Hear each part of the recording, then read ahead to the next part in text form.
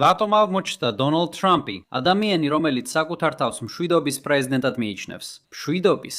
ადამიანი, რომელმაც მოიგო ისეთივე პრესტიჟული, როგორც ისტორიული FIFA-ს მშვიდობის პრემია და ადამიანი, რომელსაც ერთ დღეს ნობელის მშვიდობის ობის პრემიის მოგება სურს. ამდენ ომში ჩართული. მისი პირველი ვადა ასეთი არ იყო. მან სირიაში რამდენიმე დარტყმა განახორციელა და ასევე ირანის ერთ-ერთი უმაღლესი სამხედრო პირი მოკლა. მაგრამ მან თავი არიდა რაიმე სერიოზული ახალი მტრული მოქმედებების დაწყებას. პირველი პრეზიდენტი, ვინც ასე მოიქცა რეიგანის შემდეგ, იმის მიხედვით როგორ დაითვლით. ამჯერად პენტაგონი ცოტა უფრო დაკავებულია. 2025 წლის მარტში ჰუთების წინააღმდეგ ორთვიანი ომი იყო. შემდეგ კი ივნისში ირანის ბირთვულ პროგრამაზე ერთდღიანი ოპერაცია. შემდეგ ვენესუელის სანაპიროზე ანტიკარტელური ოპერაციების ხანგრძლივი პერიოდი იყო, რომელიც იანვარში მადუროს დაკავებით დასრულდა. ეხლა ირანის ომი გვაქვს. დამატებით მან რამდენიმე სხვა უფრო შეზღუდული დათმაც ჩაატარა, რომ გარკვეული ხარვეზები შეეվსო. ქუბაშიც გარკვეული ინტრიგა იხარშება, მაგრამ ამაზე საუბარს სხვა დრისთვის გადავდოთ. ოპერაცია ეპიკური რისხვის დაწყებამდე, რომელიც რატომღაც ჩემთან ოპერაცია სეპტიკური რისხვად გადაიწერა. ტრამპის America First ბაზა მზად იყო მის ახალ დოქტრინას შეგუებოდა. ეს შეიძლება არ იყო ის იზოლაციონიზმი, რასაც ისინი წარმოიდგენდნენ, მაგრამ სამხედრო სტრატეგიას შეზღუდული მასშტაბი ჰქონდა. რაც არ უნდა გაეკეთებინა შეერთებულ შტატებს, რეგიონში ზედმეტად არ ერთვებოდა და ქვეყანას დიდი რისკი არ ემუქრებოდა. ეს არ იყო ჯორჯ ბუშის ეპოქის ომების გამეორება.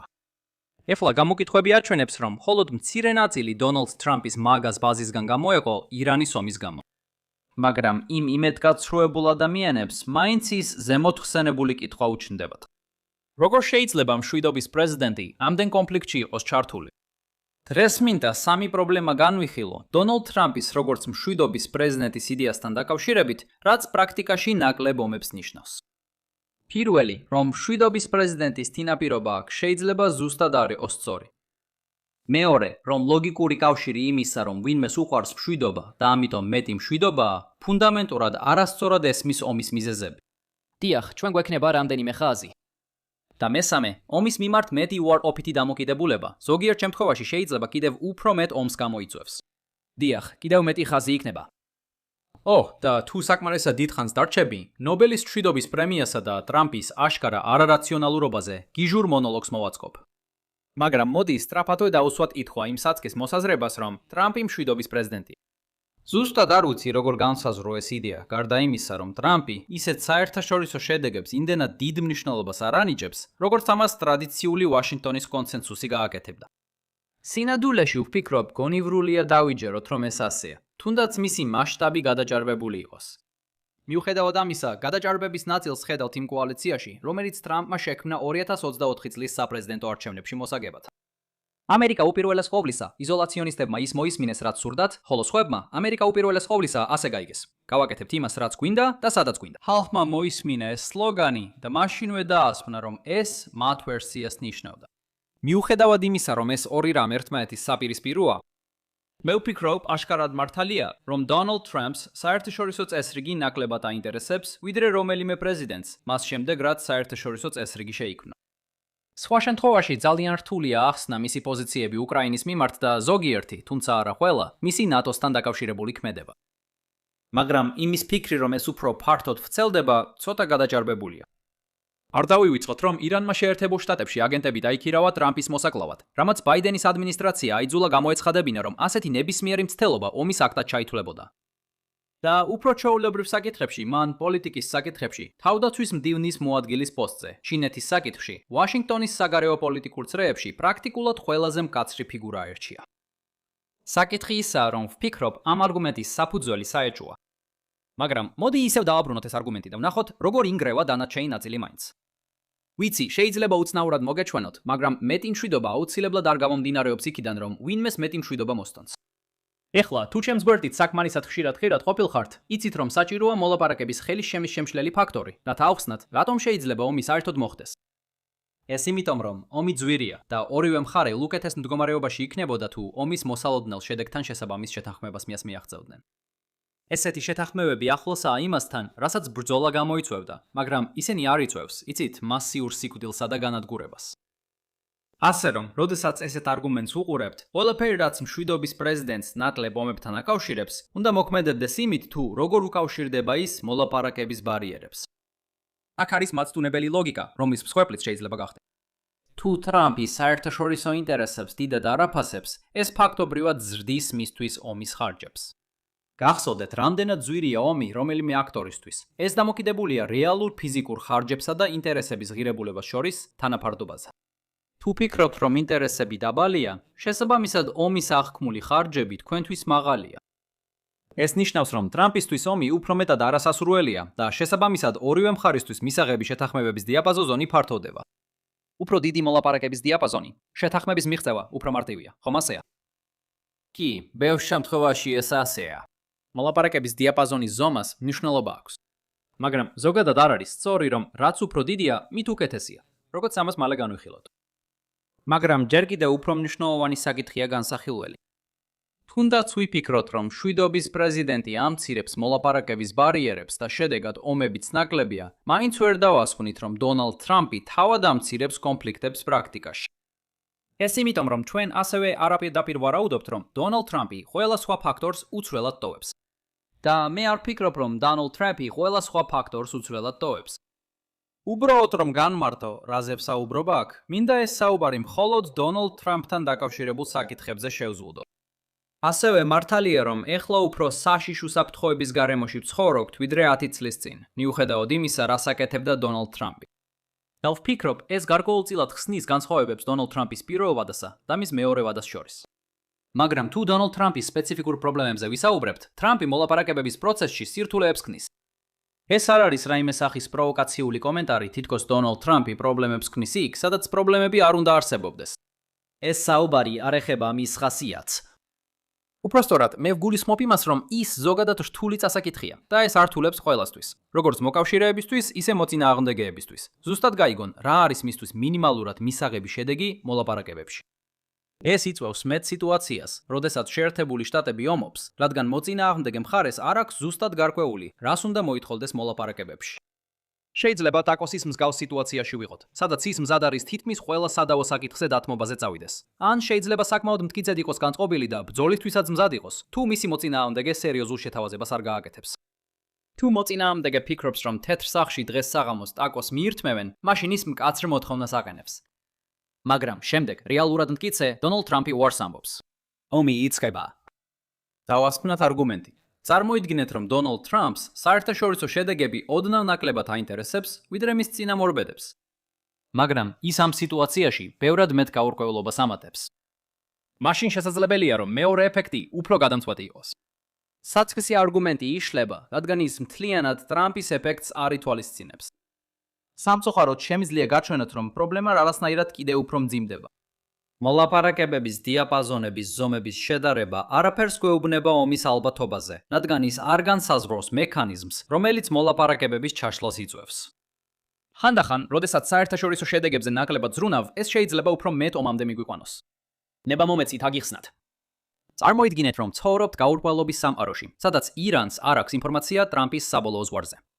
შესაძლოა ეს იმიტომ, რომ გაურკვეველია, რამდენად დიდია აშტშ-ის იარაღის მარაგები და შესაბამისად ირანში ბრძოლა გამოიწვევს გაურკვეվել უარყოფით გვერდით ეფექტებს სხვა ამერიკულ ინტერესებზე, მაგალითად, მოგვიანებით ჩინეთთან ბრძოლის შესაძლებლობაზე.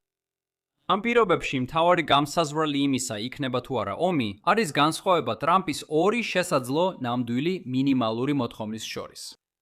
ამ განსხვავებას მე მშვიდობის პრემიას ვუწოდებ.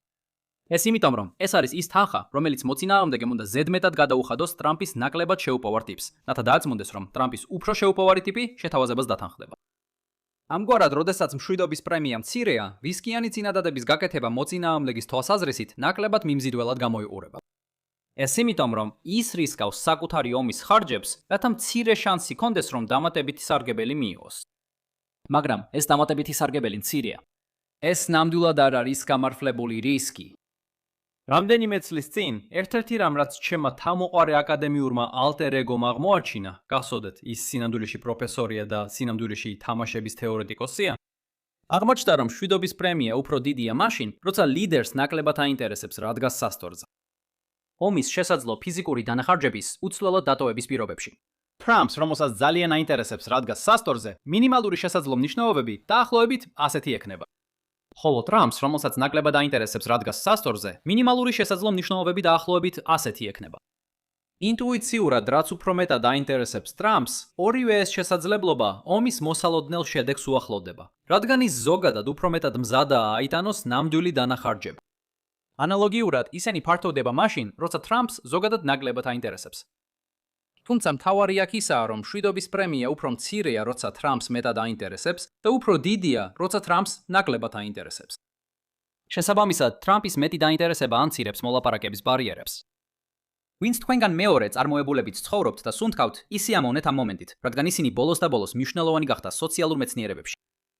საუკეთესო ინტუიციური ახსნა, რაც შემიძლია მოგცეთ თუ რატომ მუშაობს ასე, არის ის, რაც ხდება უკიდურეს შემთხვევაში.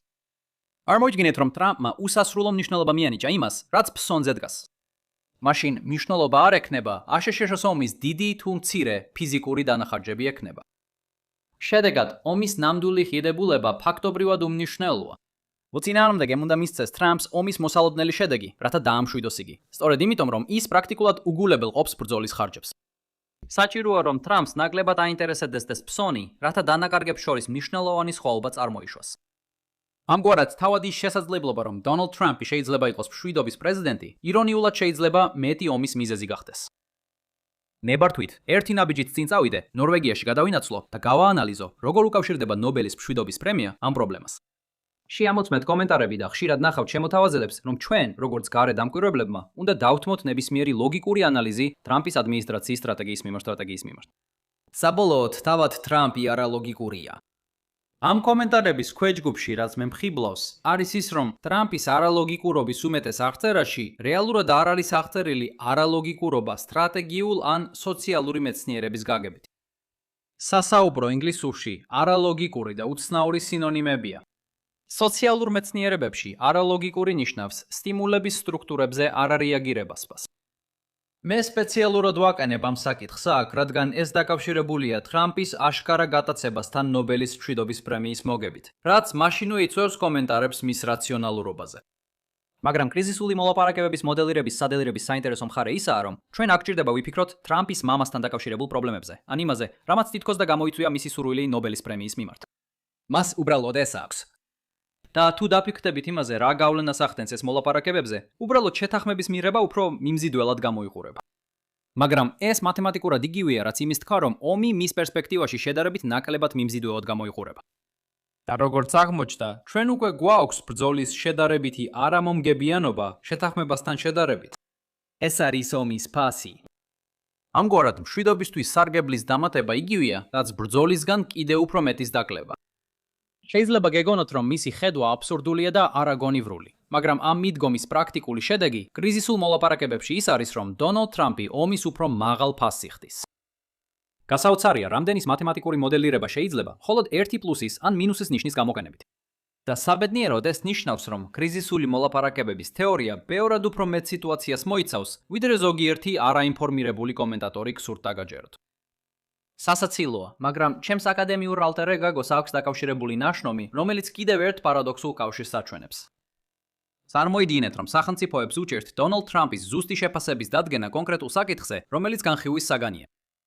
ამ შემთხვევაში, ომის ფასის გაზრდა, მათ შორის ნობელის პრემიის ღირებულების დამატებითაც, ომის რისკს ზრდის. აქ ლოგიკა იგივე პრობლემას ეხება, რაც ადრე იყო მშვიდობის პრემიის მანიპულირებასთან დაკავშირებით. ამიტომ დღეს ამაზე უფრო დეტალურად აღარ ვისაუბრებ.